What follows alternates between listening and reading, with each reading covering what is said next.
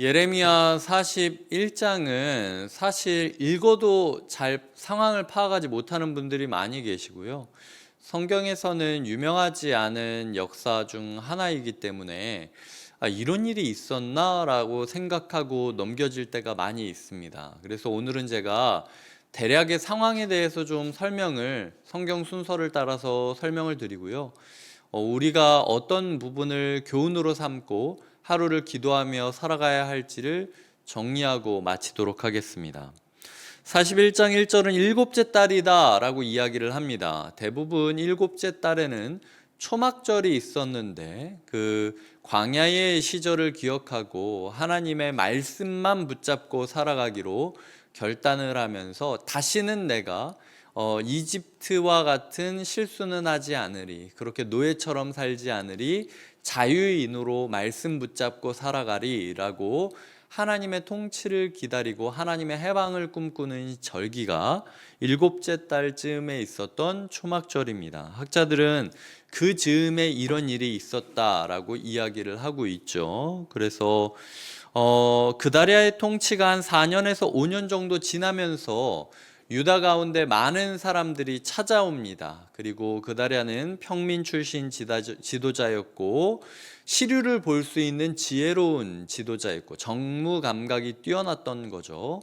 거기다가 내가 지도자가 됐다고 사람들에게서 나의 것을 약탈하는 권력지향적인 사람이 아니라 누구든지 어차피 폐허가 됐으니까 이 땅으로 와라. 그리고 니네가 일한 만큼 벌어라 라고 이야기를 하면서 너희의 곳간을 포도주와 여름 과일로 심히 많이 채워라, 괜찮다 라고 이야기를 하면서 열린 마음, 그리고 지배하지 않으려는 낮아진 마음, 그리고 사람들을 따뜻하게 맞이하는 마음, 그래서 많은 사람들이 이 그다리아에게 와서 함께 생활을 하는 좋은 지도자였다라고 이야기를 합니다. 근데 이 좋은 지도자였던 그다리아와 달리 지금 이스마엘이라는 사람이 있는데, 이 이스마엘이라는 사람은 왕의 종친이었다라고 이야기를 하고, 그리고 왕의 장관이었다라고 이야기를 합니다. 이 왕의 종친이고 왕의 장관이었는데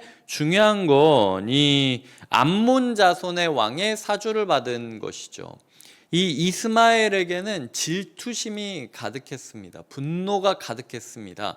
남들이 잘 되면, 이 다윗의 계보로 말미암아 무너졌던 이 나라가 다시 잘 되고 있으면 감사하고 기뻐해야지, 이 미스바라는 곳에서 새로운 왕조가 또 시작한다라는 것이 이 이스마엘에게는 굉장히 자존심이 상하는 일이었다라는 것이죠. 그래서 어떻게 그럴 수 있냐? 그렇다고 또 자기의 주권을 행사하는 것도 아니고 암몬의 청부를 받아서 10명의 사람과 함께 이 그다리아를 암살하게 되는 모습이 그려지면서 시작을 합니다. 언제 암살합니까? 같이 밥 먹자고 했다가 등에서 칼을 꽂았던 것이 이 사람의 모습인 거죠. 함께 떡을 먹다가, 이 끊임없이 환대하고 열려 있고 어떻게 보면은 경고까지 들었기 때문에 그다리아 입장에서는 되게 경계할 수 있는 상황이잖아요. 근데 이 그다리아가 지금 그럼에도 불구하고 자기를 향하여 같이 밥 먹자라고 손을 내밀었으면 그 그다리아의 넓은 마음을 감동을 받고 돌아왔어야죠. 오히려 그걸 이용한 겁니다. 저 사람 인정 많고 그렇게 환대하는 사람이니까 불렀을 때 죽여야지 라고 죽이고, 그냥 죽이는 게 아니라 그다리아와 함께 있던 모든 유다 사람, 그러니까 참모진을 다 같이 죽인 거죠. 그리고 거기에 있던 갈대아 군사, 바벨론의 군사들까지도 다 죽여버리게 되는 겁니다. 혹시라도 바벨론으로 돌아가서 정변이 일어났다고 이야기할까봐 바벨론 군사까지 다 죽이는 잔인함을 보여주고 있는 것이죠. 아이러니한 것은 그렇게 그다리아가 바른 통치를 베풀었는데도 불구하고 이틀이 지나도록 누구도 몰랐다라는 거예요. 이게 이스마엘이 보안을 철저히 했던 것이기도 하지만요, 그다리아와 그의 모든 지도자들이 죽었는데 그 가족들은 지금 뭘 하고 있는 겁니까? 그러니까 이게 나라가 조금 안정되다 보고 사유재산을 인정하면서 각자 열심히 일하면서 좋은 통치자가 나니까 다 자기 재산, 자기 생활만 생각하고 저 지도자가 뭐 하고 있는지는 신경도 안 쓰고 있었던 거죠. 백성들을 향하여 마음을 많이 썼던 지도자가 결국에는 누구의 관심도 받지 못한 채 시체가 썩어가고 있는 모습을 그리는 것이 이스라엘의 현실이었다라는 거죠. 남유다의 현실이었다라는 겁니다.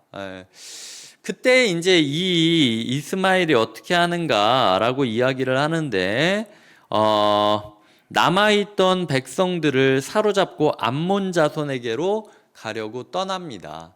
암몬 자손이 이제 사주를 받아서 한 것이고, 새로운 다윗왕 중심의 다윗왕 계열의 본인이 통치하는 영토를 만들어야 되지 않습니까? 근데 곳곳에서 온 사람들은 좀 부담되는 거죠. 왜냐하면은 그다랴가 통치를 잘했으니까 내가 조금이라도 못하면은 이 사람들이 또 다시 나처럼 저항을 할 수도 있잖아요. 그러니까 이 사람들을 아예 싹 다 암몬 자손한테 넘겨버리고 나는 내가 원하는 사람들이랑 다시 왕조를 시작하려고 계획을 한 겁니다. 그러니까 사실 여기를 보자면요, 바벨론으로 끌려가는 게 하나님의 정말 씻을 수 없는 심판이라고 볼 수 있겠습니까? 하나님이 그러지 않았어도요, 이미 암몬으로 다 팔려갈 운명이었던 거예요. 이 사람들은, 이 사람들의 죄악이 결국에는 이 유다를 떠나서 팔려가야만 되는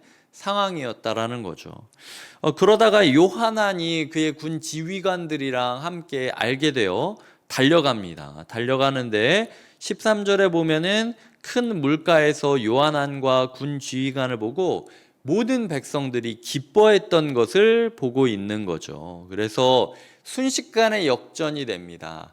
이 소수의 군사가 다수의 무력한 백성들, 그것도 여기 보면은 전에 무슨 말이 있었냐면, 그 성전으로 가고 있던 사람들이 있었는데 그 80명, 성전으로 가고 있었던 80명, 다 무너져 있던 잿더미가 된 성전을 보면서 그럼에도 절기를 지키겠다라고 얘기했던 그 진정한 예배자 80명을 구덩이에 다 던져서 죽이지 않습니까? 그 구덩이가 원래는 북이스라엘이 침공했을 때 그 사람들을 막기 위한 용도로 만든 구덩이에요. 빠져서 함정으로 만들기 위한 구덩이. 그러니까 소위 말해서 유다 백성들을 살리기 위하여 만들었던 구덩이에 유다 백성 신실한 예배자 80명을 발로 차서 죽여버리는 용도로 쓰는 거죠. 이게 그하난과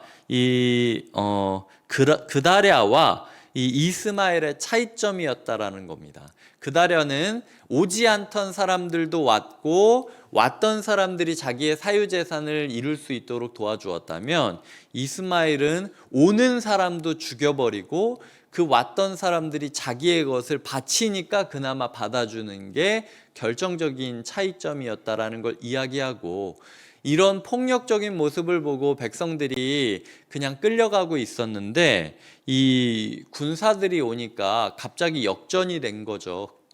그래서 앞에서는 군사들이 오고 안에서는 백성들이 막 주먹으로라도 돌멩이로라도 저항하고 이러니까 이스마엘이 도망치게 됩니다. 원래 1절에 보면 10사람과 함께 왔는데 15절에 보면 8사람과 함께 도망갔다. 두 지도자는 죽은 거죠. 그러니까 소수의 손실을 입고 암몬으로 도망가고 있는 그의 모습을 그리고 있습니다. 이 사람은 끝까지 백성들을 생각하지 않고 자기의 안위만 생각하는 나쁜 지도자였던 거죠. 그런데 이제 16절부터 보면 요하난이 다시 돌아가는 게 아니라요, 이집트로 가려고 또 하는 거예요. 지금 이집트로 가려고 하다, 이집트랑 연합군을 형성하려고 하다가 바벨론에게 멸망당한 거 아닙니까? 악수 중에 또 악수를 두고 있는 거예요. 결국 또 좋은 지도자 한 명이 없어지고 나니까 원상복귀가 된 거죠. 그래서 바벨론을 믿지 않고 이집트로 가자라고 사람들을 이렇게 그 얘기하면서 17절에 보면 애굽으로 가려고 떠났다. 18절에 보면은 갈대아 사람을 두려워했기 때문이다라고 이유를 들고 있는 모습을 그리고 있습니다. 바벨론 군대까지 죽였잖아요. 바벨론이 세웠던 사람도 죽이고 바벨론 군사까지도 죽이고 암몬 자손으로부터 말미암은 일이라고 생각할 수 있겠지만 어쨌든 요하나는 두려웠던 거죠. 군인이었기 때문에 자기 성을 둘러싸고 있었던 바벨론 군대의 그 엄청났던 규모가 오히려 더 무서워졌던 것일 수 있습니다. 그래서 여튼 바벨론이 인격적으로 참 유다를 대우했음에도 불구하고 또 한 번 바벨론 뒤통수를 치면서 이집트로 가고 있는 사람들의 모습을 그리고 있다라는 거죠. 이게 41장의 메시지입니다. 오늘 말씀을 보면서 제가 이제 어제에 이어서 오늘도 생각하게 됐던 거는요. 어제 제가 왜 이렇게 후반부 묵상이 찝찝했는가 생각을 해보니까 교회 안에서요. 진짜 꼭 이분만큼은 참 좋다. 이분은 참 장래성이 있다. 이런 사람 꼭 이렇게 암살당해요. 꼭 상처당해요. 뒷담화를 듣든지 아니면은 뭐 그런 거 있잖아요. 떡 먹으러 왔는데 갑자기 찔리고 사람들이 이용하려고 그러고 뒤에서 막 다락방 한다고 뭐 한다 그래가지고 편안하게 앉아있는데 갑자기 뭐 집사님은 항상 그렇게 예쁨 받잖아. 뭐 집사님이 항상 그렇게 헌신하잖아. 요번에도 해봐. 이런 식으로 조롱되고 비아냥거리고 이 암살당하는 것처럼 막 팍팍 찌르는 듯한 그게 제가 불쾌했던 거였던 거예요. 어제 새벽부터 이 말씀을 자세히 보니까 하나님 왜 교회 안에서 세상 안에서 꼭 괜찮은 사람은 이렇게 일찍 죽어야 됩니까? 괜찮은 사람은 왜 이렇게 상처받아야 되고 남한테 휘둘리고 분노심이 있고 어떻게든 남을 막 굽혀서 굴복시켜야 되고 사람들에게서 막 자기의 감정을 뜯어내려고 자기의 안위를 뜯어내려고 막 조금 떡 몇 개 갖고 오고 좋은 거 몇 개 가져오면 살려줄게.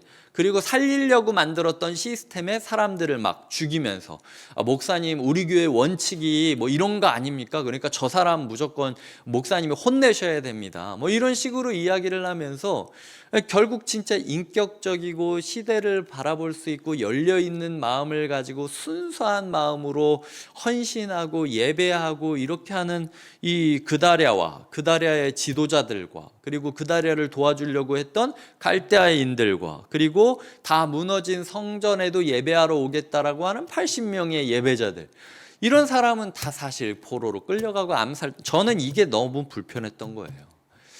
근데 이제 이 원인이 뭔가라고 생각을 해보니까 하나예요. 하나. 방심했기 때문에 그다랴에게 분명히 암살할 거라는 시그널이 왔습니다. 이 요하난이라는 사람이 암살될 거다. 이스마엘이 너를 노리고 있다. 그것도 암몬 자손으로부터 사주를 받은 거다라고 분명히 얘기해요. 지금 예레미야가 미스바에 있었다. 40장 6절에 보면 그 땅에 남아있는 백성 가운데서 그와 함께 살았다라고 얘기하고 있지 않습니까? 그다랴의 가장 큰 문제는 내가 잘하고 있고 사람들이 모두 나를 좋아하고 다 다가오고 그리고 경제가 잘 살고 있고 이러다 보니까 하나님의 사람한테 물어봐야 될 때 물어보지 않은 거예요. 그 한 번의 방심이 나도 죽게 했고 나를 믿고 나와 함께 했던 모든 지도자들도 죽게 만들었고 나를 믿고 나에게 일을 맡겼던 갈대아인도 다 죽게 만들고 나를 믿고 예배를 드리고 오고 있었던 80명의 예배자들도 모두 위험하게 만들고 결국은 모든 백성들, 아이들과 여자들과 심지어 내시까지도 다 끌려가게 만드는 모습을 그리고 있었던 거죠. 제가 무당 찾아오듯 무슨 일이 있을 때마다 저 찾아와서 목사님이 이거 해야 됩니까? 저거 해야 됩니까? 이렇게 돈 주면서 물어보라는 얘기가 아니에요. 우리 가운데는 인간 예레미야보다 훨씬 탁월하시고 훨씬 긴밀하시고 훨씬 정확하신 성령님이 있지 않습니까? 정말로 진지하게 제가 묻습니다. 우리 주변에서 어떤 느껴지는 위험한 시그널들이 있을 때, 불안한 시그널들이 있을 때 진지하게 성령님한테 물어봤다고 얘기할 수 있습니까? 정말로? 그냥 괜찮겠지. 괜찮았으니까. 나 잘하고 있으니까. 이렇게 생각하고 넘겼던 거 아니에요? 오늘 말씀이 이야기하는 거는 분명히 그 부분에 대한 지적인 겁니다. 예레미야가 있었는데도 안 물어보는 이 바보 같은 그다랴. 한 번만 제대로 물어봤어도요, 모두 살 수 있었어요. 이 방심 한 번이 모두를 이 위험 가운데 처하게 만들었다라는 거지. 그다랴만 살아 있었어도 이 나라 이렇게 안 됐을 거라는 거예요. 성도님들이 순수한 거 압니다. 저는 세상에서 곁에 있는 교회 성도님들만큼 순수한 사람을 본 적이 없어요. 그리고 성도님들이 열정적인 것도 알고 있습니다. 하지만 오늘 얘기하잖아요. 그다랴도 방심 한 번에 이렇게 망했다고. 자기만 망한 게 아니라 자기는 암살당하고 자기를 따르는 사람들은 모두 잔인하게 죽었고, 죽었는지 이틀이나 됐는데도 아무도 몰랐어요. 이런 모습으로 살아가고 싶으시겠습니까? 이런 모습으로 끝을 내시겠습니까? 순수하게 열심을 다하여 헌신하며 가정을 섬기고 나라를 섬기고 직장을 섬겼지만 결국은 이렇게 내가 뭐 죽었는지 살았는지 알지도 못하는 엔딩을 맞이하고 싶으십니까? 방심하지 마셔야 돼요. 진짜 집중하셔야 됩니다. 성령님께 물어보셔야 돼요. 이게 맞냐고, 지금 내가 제대로 가고 있는 거냐고. 목사님이 자꾸 말씀을 통하여 방심하지 말아라, 불안 요소에 대해서 하나님께 물어라 라고 얘기하는데, 하나님, 제가 진지하게 이 부분에 있어서 금식을 해봤나, 철야 기도를 해봤나, 새벽 기도를 해봤나, 아니면 함께 합심 기도를 하면서 고민을 해봤나? 그게 오늘의 중요한 겁니다. 그게 오늘의. 그다랴만 살아있었어도요, 요하나니 이집트로 가자고 말 못했을 거예요. 요하나는 원래 이런 사람입니다. 결국에는 뭐 이집트로 간 이유가, 시작점이 무엇이었냐? 그다랴의 방심 때문이었다. 그래서 오늘 이 자리에 앉아 있다고 해서, 그리고 우리의 삶이 꽤 잘 되고 있다고 해서, 제가 최근에도 신방을 하다 보면 곁에 있는 교회에 와서 삶이 좀 나아지신 분들이 계세요. 생활이 나아지신 분들도 있고, 신앙생활에 있어서 조금 숨통이 트인 분도 있고, 그리고 동역자들이 생긴 분도 있고, 조금씩 뭔가 그다랴의 시기처럼 희망의 빛이 좀 보이는 분들이 계십니다. 그럴수록 더 조심하셔야 된다는 거예요. 이거 남일로 여기면 안 됩니다. 진짜 하나님이 이렇게까지 큐티 말씀으로 위험을 예지하고 있으시다는 건요, 뭔가 일어날 거라는 얘기예요. 그러니까 그냥 이게 최후의 만찬인지도 모르고 히히호호 거리면서 떡 먹다가 죽었던 그다랴처럼 되지 마시고, 하나님께 물어보시면서 순간순간을 살아야 성도님의 가족과 성도님의 직장과 우리 교회가 살 수 있다는 걸 기억하시면서 긴장하시며 기도하시며 나아가시는 하루 되시길 주님의 이름으로 부탁드립니다. 기도하시겠습니다. 하나님, 하나님께 진지하게 묻기보다 그냥 괜찮겠지 생각하면서 떡 먹고 있었던 그다랴 때문에 결국에는 유다 사람들이 이집트로 끌려가게 되고, 그런 상황 가운데 예레미야를 통하여 다시 한번 일이 시작되는 모습을 우리가 보게 됩니다.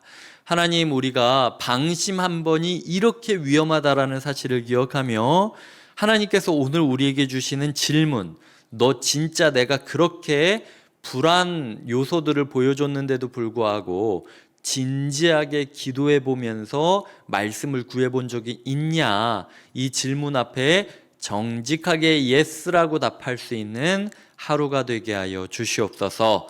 감사하고 예수님의 이름으로 기도드립니다. 아멘.